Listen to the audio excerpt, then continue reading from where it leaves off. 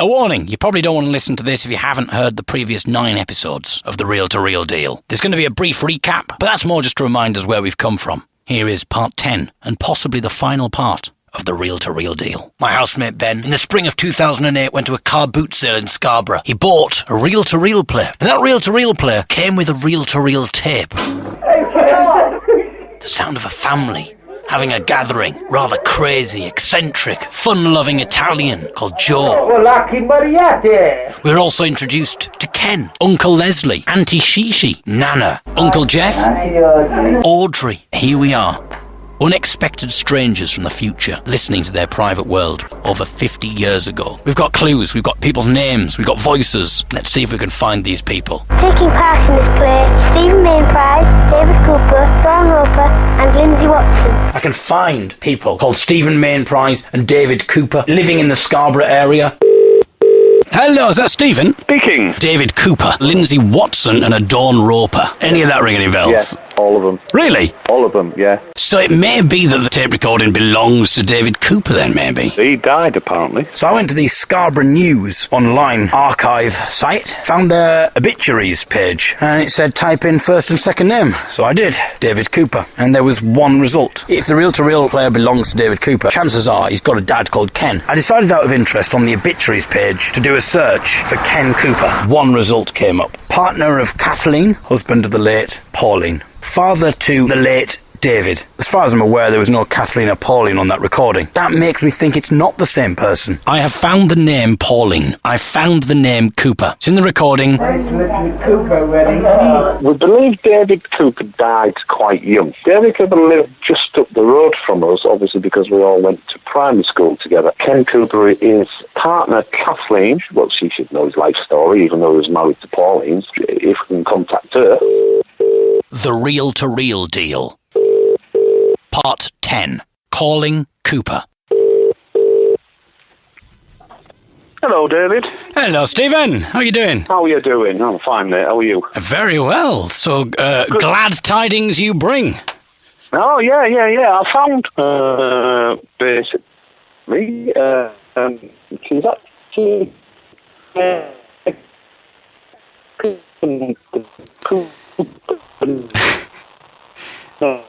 even though we're not married.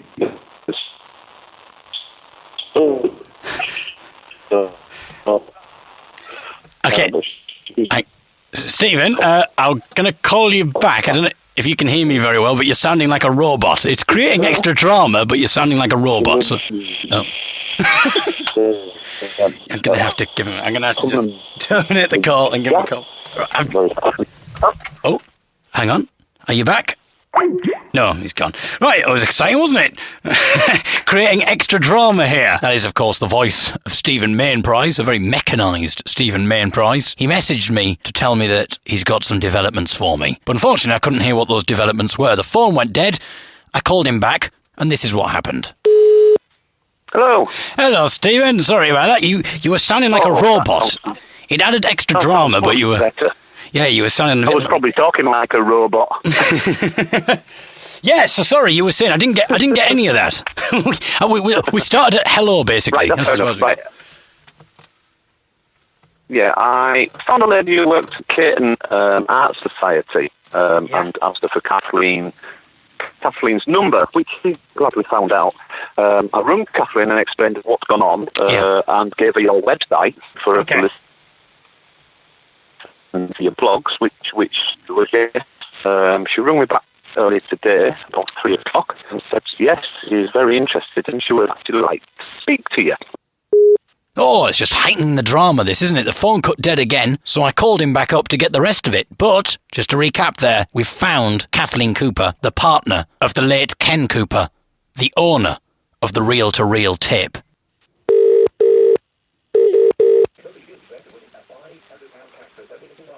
Hello. Hello. Hear me now? Stephen. Hello, Stephen. How you doing? Hello. I can not hear. It's Steve. It's Steve.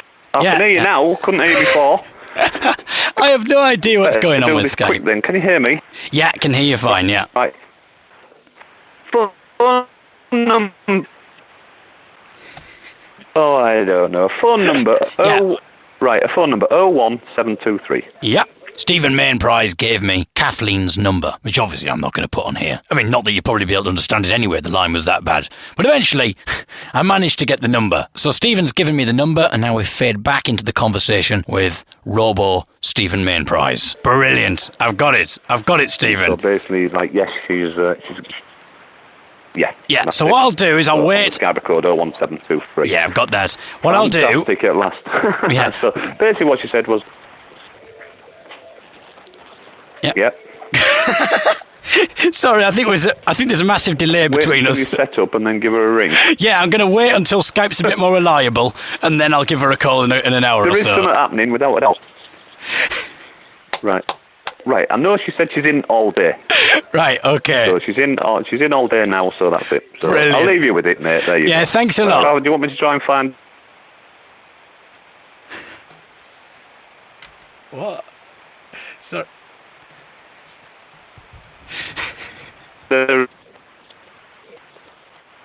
Yeah. But brilliant work, Stephen. Sorry that the All right, then, no sorry that the problem. Okay, phones. then. Yeah, and I'll give you a call a bit later on when the things have returned to normal on Skype. But thanks a lot. Fantastic. Speak to you soon. No problem. All right. All right, Thank you. bye. Bye. Oh. I mean, can you imagine though? Because when I first rang Stephen and he had no idea who I was, imagine if it was like that then. I mean, just imagine the confusion. So I was a bit worried that the phone line was going to be too bad in order to call Kathleen. So I did a little test on myself, calling my mobile phone. Hello? Hello, David. Hello, David. Can you hear me? Yes, I can hear you. Yes, I can hear you very well. Okay. Okay. So we should be okay to make this call to Kathleen then. And that seemed to work absolutely fine. So I braved it. And this is what happened when I called the number that Stephen Mainprize gave me. The number for Kathleen, the partner of Ken Cooper.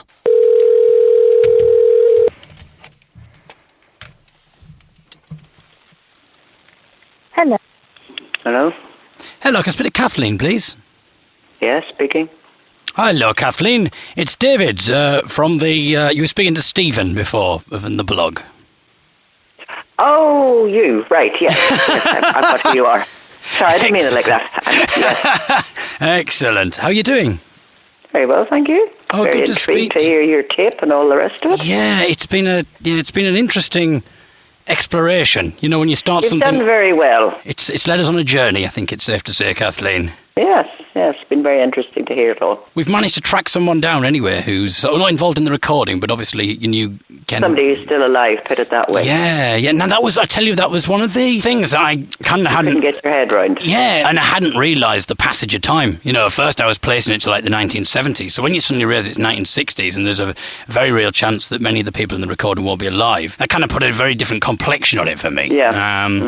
But, and obviously when we found out about David as well, Ken's son. What about the other voices in the recording then? Stephen was saying that you might know who they are, or... Because obviously we've got... Right, well, from what I can gather, I know all the dates and things because obviously Ken having died just a few years back, I had to deal with his estate and therefore I had to go through all the papers because he kept everything for the last 60 years.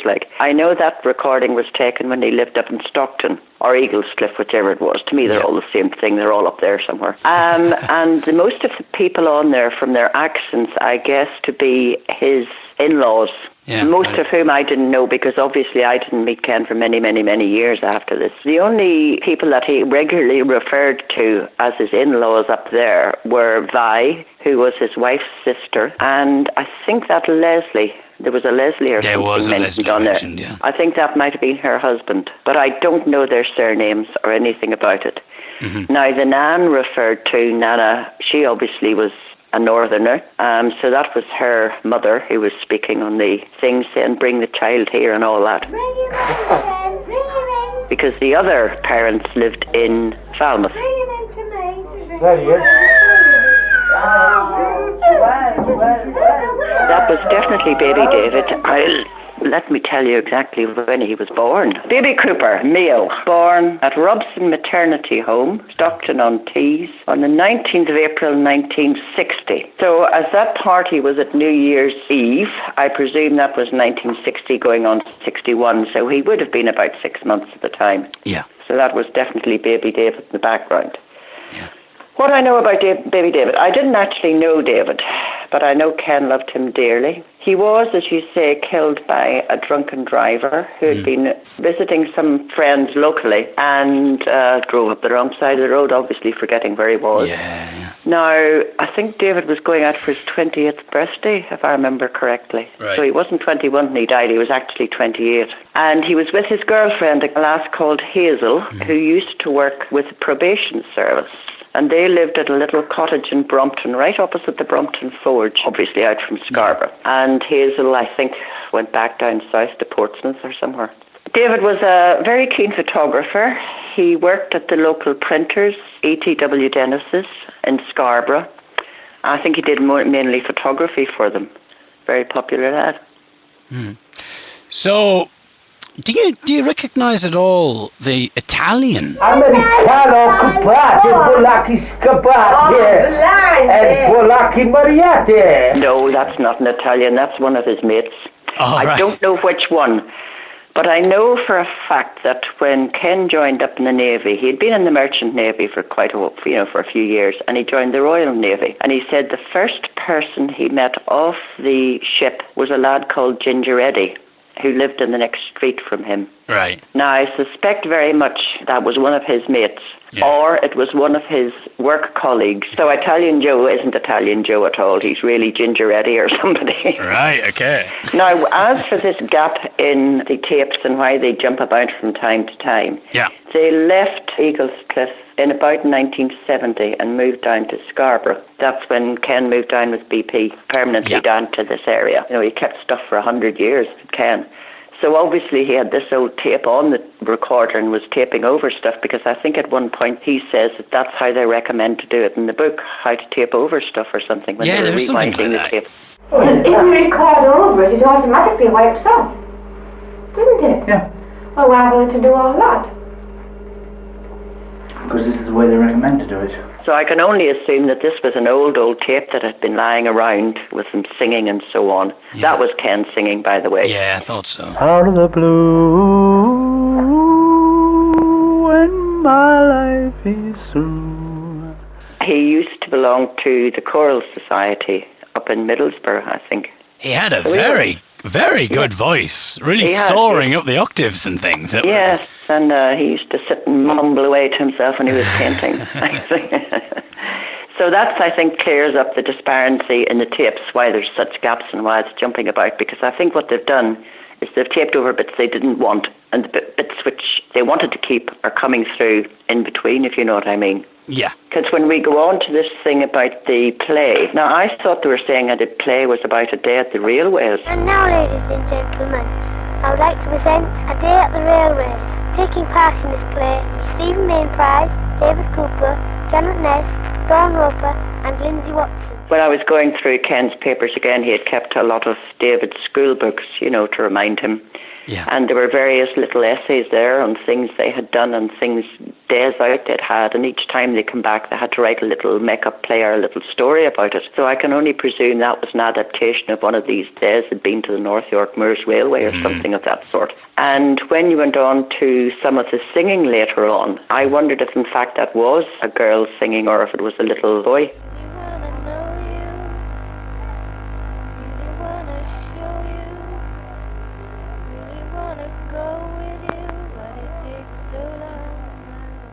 I know later on he and three of his friends had a little band going. They were certainly into music. I think they used to practice upstairs or out in the garage or something. Only while they were at school, and they used to do little gigs for school and parties and stuff like this. But that sort of fell apart because they didn't make their fame and fortune. So I suspect very well that he might have been practicing his singing there as well. And have you any ideas why in 2008 this reel-to-reel play would have been sold at the car boot sale? Yes, I have a good idea indeed. We moved here, Ken and I, after his wife died in the year 2000. And I think it was probably about 8 years by the time we got up to the loft to clear out all the rubbish. Now, I didn't know he had brought it to a car boot sale. I thought we had taken it all to the local tip. And at that time at the local tip, they were allowed to pour over anything and if it was resellable, they laid it aside and people just bought it. So I could only assume either Ken took it to a car boot himself, or somebody picked it up at the tip. Yeah, because it may be that, therefore, that my friend very briefly met Ken, handed over the 50p or pound or whatever it was. He can't even, Ben, my housemate Ben can't actually remember buying the thing now. I assume he wouldn't have realised there was anything maybe of sentimental value on there. No, because in another drawer, I mean, there was loads of stuff which Ken had, which I never really bothered looking through, quite honestly. I mean, because it was none of my business to look through his films and things. But he had old home movies and stuff like this as well. Yeah. You know, in a separate little drawer, which we didn't look at because obviously we never had a 35mm projector. Yeah. And I can only assume that he left the tape in the machine or in the box or whatever by mistake. Yeah. Because anything else, you know, seems to have been kept. Well, thank you so much, Kathleen, for being understanding about it, because I understand it could bring up certain things, you know, being a bit strange to suddenly be brought into the limelight like that, you know. Thanks for understanding that, and I hope it hasn't been too much of an emotional thing for you or a shock or anything. No, like actually, it was interesting because, you know, Kent used to tell me a great deal about his life. Yeah. You know, I knew a whole lot of it anyway. And things like, you know, him singing along to those old fogies, as I used to call them. I used to say, take those blimmin' old fogies off. Who wants to listen to music like that? It's quite understandable. So are you more into your metal, Kathleen, are you? Or your I'm not hardcore really techno? into music at all. I wouldn't know a Beethoven from a Will.i.am, to tell you the truth. Good reference points there. Excellent. Yes, it was very interesting to listen to. Yeah. And it was very interesting, you know, to hear. It was nice to hear Ken again, I must say. Yeah. And you couldn't find me because I am actually a Cooper. Are you? My name. Yeah, well, yes, because Ken and I didn't want to get married. So as a sort of commitment to one another, I changed my name by deed poll. So I am speaking to a Cooper. You are. There you go. That's brilliant. Lovely to speak to you, Kathleen. Well, it's nice to hear you as well, and I was certainly very interested. I mean, it's taken me most of the afternoon going through all the blogs. It's a bit odd for me as well, Kathleen, because it feels now as if Ken is a bit of a celebrity in my eyes. And also, you know, I feel as if I've really got to know him. I know that sounds a bit ridiculous, but his humour really comes across, and his singing voice comes across, and you get his jokes, and you get his tone, and there's so much warmth just listening to the recording and things like that. Yes, he was very popular fellow. I mean, he was captain of the local golf club, and he was captain of captains, and he was an excellent golfer, and, you know, just one of those generally very nice people that people liked. Oh, well. So, yes, that does come across, and I think that's nice, a nice sort of remembrance, really. Oh, well, thank you so much for your time. It's a sort of a heartwarming... Thank you for doing the hard detective work. No, pleasure, absolute pleasure. It's a heartwarming conclusion, so thank you very much, Kathleen. I hope it's filled in a few blanks anyway. Yeah, and I'll send you this in the post tomorrow, and it should arrive. That would be lovely. Soon. Thank you very much indeed. Oh, well, thank you, Kathleen. Nice to speak to you. You too. Bye. Thanks, bye. Kathleen Cooper. You heard how great she was on the recording. There were bits of the recording that I didn't play because we spoke for quite a long time. At one point she was saying that she could get in touch with Ken's brother if I liked, and maybe he'll know some of the names. So I said if she was happy to do that, then feel free. But as far as I'm concerned, I think we've got a good conclusion there, really. We've gone from having no idea who this reel-to-reel tape belongs to now, through a series of clues, listening to the recording, finding names, calling people up whose names are on the tape, making friends with them and allies with them, and then thanks to their work, and also thanks to the work of you people listening, we've managed to track down Kathleen. That recording was made in 1960. A recording that was made 56 years ago. We didn't know who the family were, we didn't know anything about it or anything about the people, and we've managed to track them down and talk to someone who was very close to Ken. As far as conclusions go, I'm happy. I didn't know where this is going to take us. I didn't know if I'll be able to speak to Joe. It sounds ridiculous now, but I had some sort of crazy idea of getting everybody who's on the recording in a room and almost trying to recreate that gathering. No, I'm not saying, act it. Right, so Ken, you stand up. David, I want you to go over there and scream. Right, because that's what you did in the recording. So I want you in the kitchen, and I want you to scream like a baby. Nana. I mean, I knew that all the characters weren't going to be alive. The whole David thing was a bit of a curveball. But anyway, the idea was, I thought we could get a lot of the characters back. I can call them characters, the real people. They're all the old characters. But I thought we could get a lot of people back in the room, and maybe we could have a bit of a chat about the recording, and then maybe finish with a song that they all sing together on the recording. The song from Carousel, the musical. But obviously that's not going to happen. I mean, at the moment, it would just be Kathleen singing it by herself, which you're welcome to, Kathleen, if you're listening. If you want to give me a call and, sing the song from Carousel, you're very welcome. Stephen, do you fancy it as well? Stephen and Kathleen, they could do a duet. But anyway, let's conclude with that song that all the family and the friends sing together. A moment that everyone seems to be enjoying. The moment's gone. People have gone. Things have moved on. But we have this moment preserved. And I think it's such a beautiful moment. From 56 years ago, just a family just singing. And I find it really emotional to hear. And I think it would be a very fitting way to say goodbye and end this adventure. Thanks to Kathleen. Thanks to Stephen Mainprize. Thanks to Abby and everybody else who's helped out. But let's say goodbye with this song, with the whole family. Belting it out, singing their hearts out. Thanks for listening. Goodbye. If I loved you, It's 2 hours. time and again I would try to say